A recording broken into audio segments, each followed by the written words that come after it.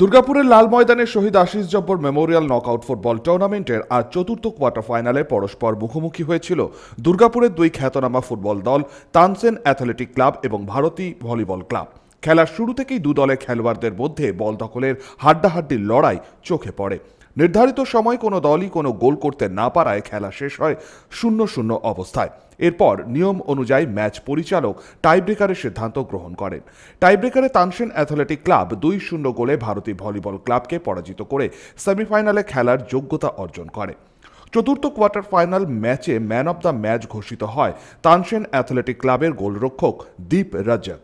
আগামী 31শে জুলাই এবং 1 আগস্ট এই টুর্নামেন্ট দুটির সেমিফাইনাল খেলা অনুষ্ঠিত হবে। 31শে জুলাই প্রথম সেমিফাইনালে পরস্পর প্রতিদ্বন্দ্বিতা করবে গ্যামন ব্রিজ ফ্রেন্ডস ক্লাব বনাম উখড়া পূজারি ফুটবল কোচিং সেন্টার এবং 1 আগস্ট অনুষ্ঠিত হবে দ্বিতীয় সেমিফাইনাল। মুখোমুখি হবে আইএন দিশারি সংঘ বনাম Tansen athletic club.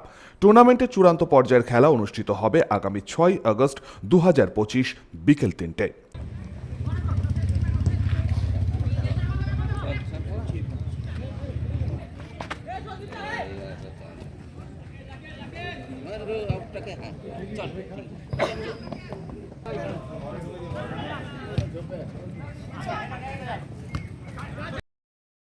Samarendra Das, 99 news Bangla, Durgapur.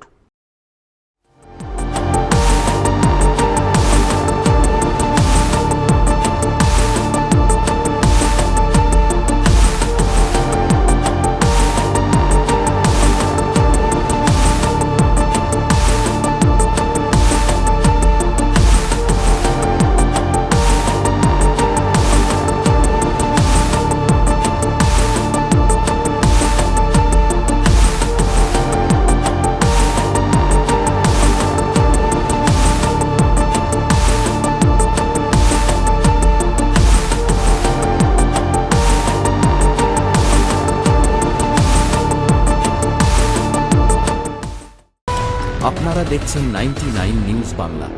বদলাবো আমরা।